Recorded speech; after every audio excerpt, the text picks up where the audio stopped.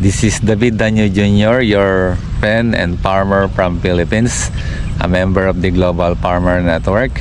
We are happy to share you and show you the activities and production we have here in our area.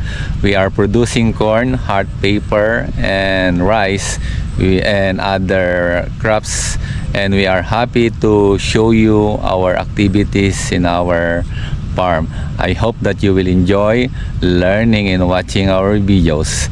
Good luck and happy farming! Hello! Welcome to TechPopop, the Smart Learner channel. We educate intelligent farmers and provide effective solutions to your problems. Gumagamit po ba kayo ng maraming inorganic fertilizer? Acidic din po ba ang inyong lupain? Mabagal bang lumaki ang inyong mga halaman?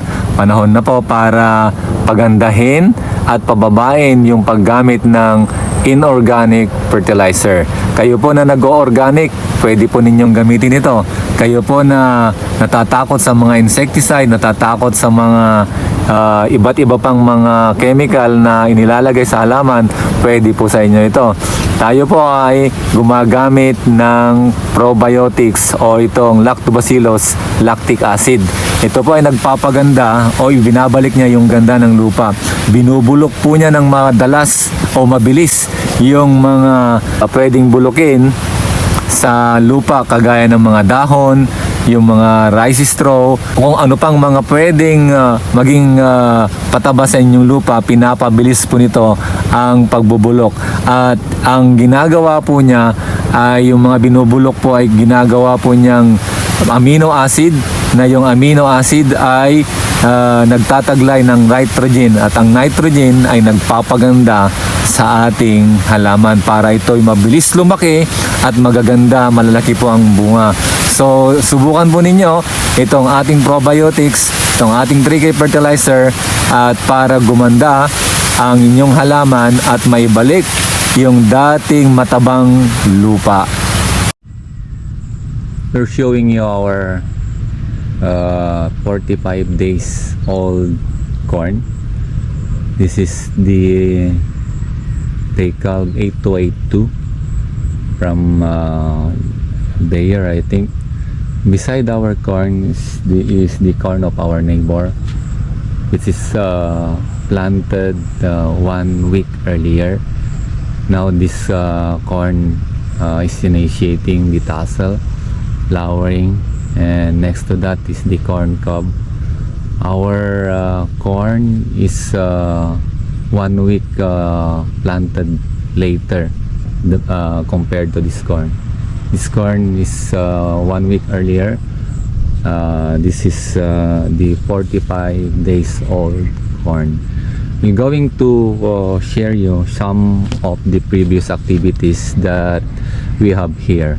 In order to produce more corn and have a successful planting season, you will always see to it that the land preparation is correct, the selection of seeds, varieties to be planted is right, the application of fertilizer, and at the same time irrigation is timing. So those are some of the things that you will going to learn from this video, because a lot of our viewer, especially from other countries who cannot understand our language, are making comments in our videos that requesting to have the English subtitle, but unfortunately I was not able to make their requests. So I decided to produce a video separately for the viewers who cannot understand our dialect Tagalog and are speaking English people, so that they will also have some benefit in our videos that we share in our YouTube channel. So going back to what I'm telling you earlier, This corn was planted last November 14, 2023, and now is December 29, 2023. The year is about to end, and this one maybe a week after it will be having the flower already. I can see that the indication that the flower is about to come out. This is hard already, and maybe we have only two more leaves before the tassel or the flower will be coming out. And as I said earlier, to initiate the perfect coming out or germination of seed, the land preparation must be okay. The land preparation is very important to have a 85% to 90% germination, because one indication to have a successful corn farming is to have that 85 above percent germination.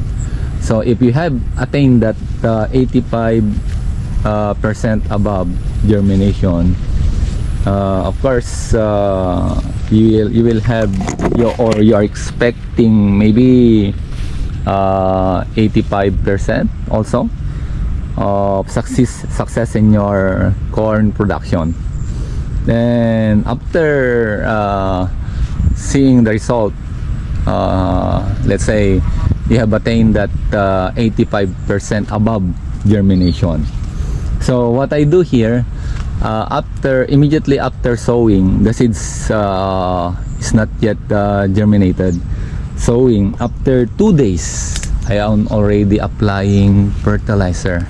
That is very important because these seeds will be planted in different location, planted in soil where the soil maybe has fertilizer and some other area has no fertilizer. So we need to supply fertilizer at that early stage. In the previous videos that I have already uploaded and shared, I said there that 7 days after sowing, we are applying fertilizer and at the same time irrigating the plant so that they will grow fast. But in our previous activity, I have found out that applying earlier is better than 7 days or later. Some of our farmer here applied maybe 15 days or up until 20 days. But if you want the corn to be to grow uniformly, because it's very nice to see corn grow uniformly. It's nice to see the flat shape at the top of the corn, and I'm happy to see that. So what I do and I did was to apply fertilizer 2 days after sowing.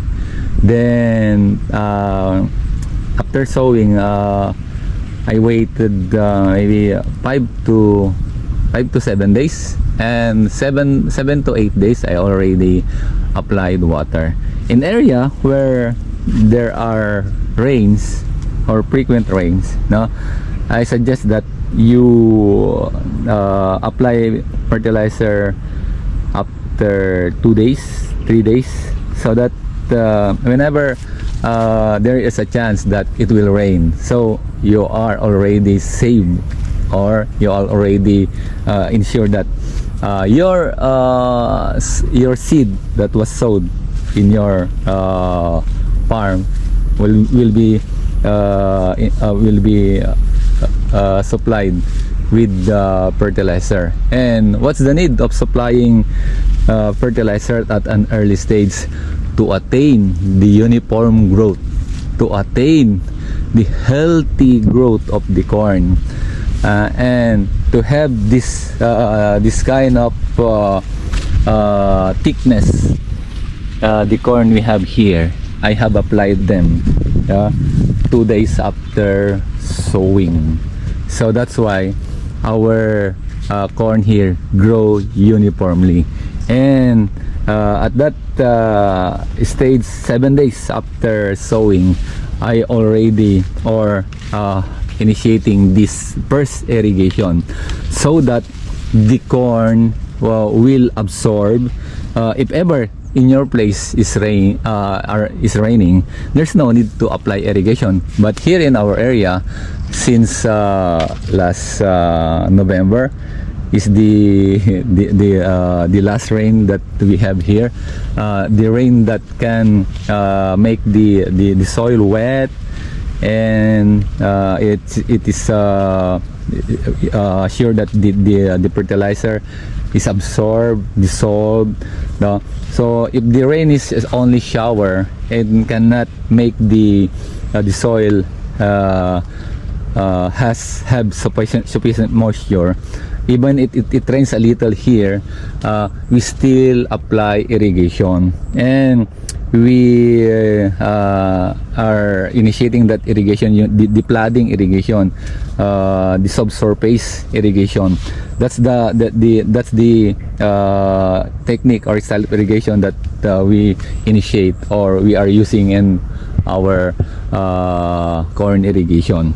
And going back to the point that why we irrigate and apply fertilizer at early stage is to attain the uniform growth. And at the same time, if there are seeds that not yet germinated, take note, if there are seeds that not yet germinated at 7 to 8 days, we know that not all the seed will be germinated, and there are some that the seeds that are planted shallow, they are not they do not absorb, or they do not feel that moisture in the soil, so they stay ungerminated. So what happened if you supply water at that early stage, 7 days, the seed will be soaked in the water and it will germinate. So what will happen, that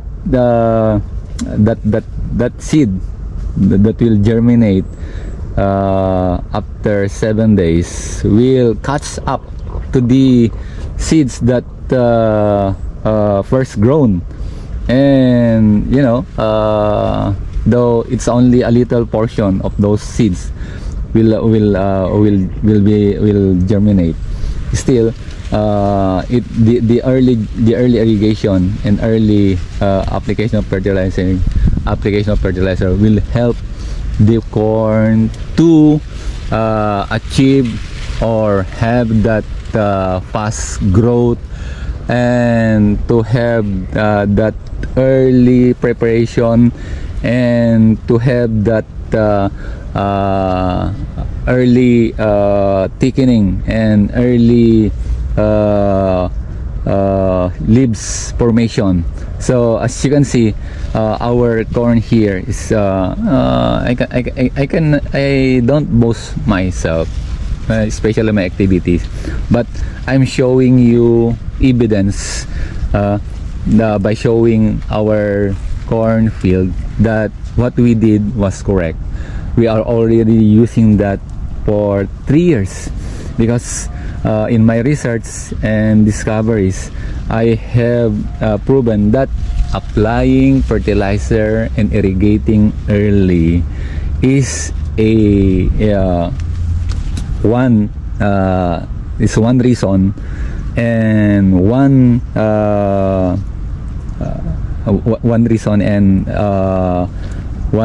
thing that will help you gain more and harvest more in your corn planting activity. So stay in touch with our videos, because we're going to share you more about this, about those knowledge that maybe you still do not know. knowledge that maybe you still do not initiate or do not do in your corn planting. So that's why if you will going to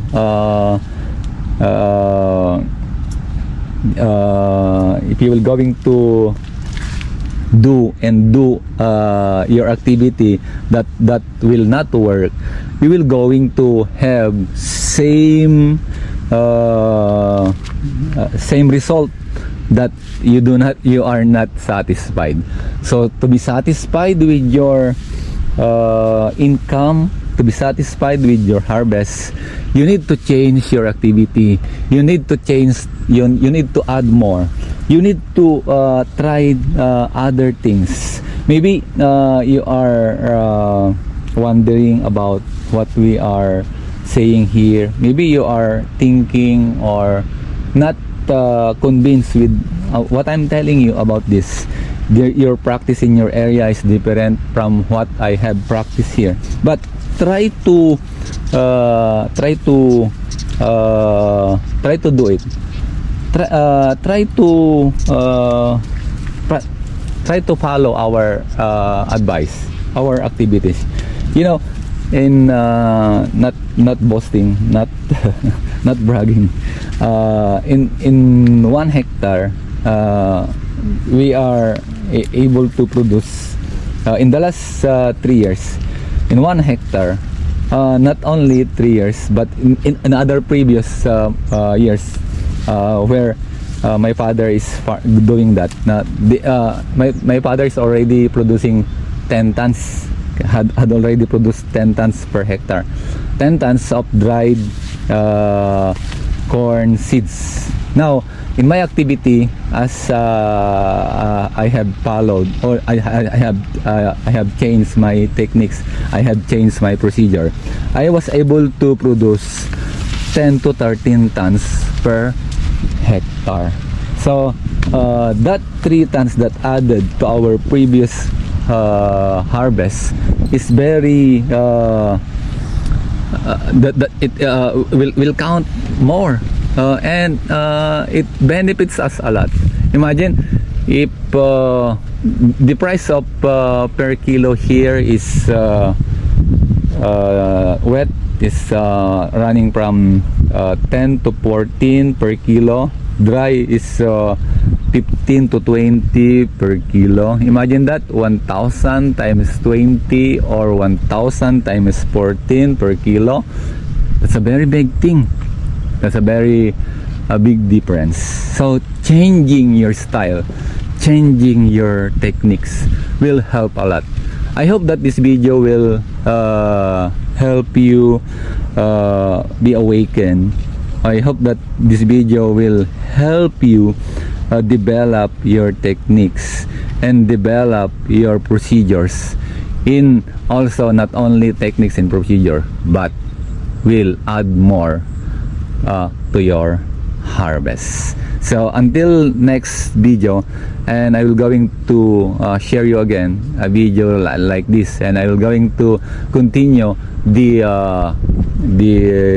topic that I am sharing you.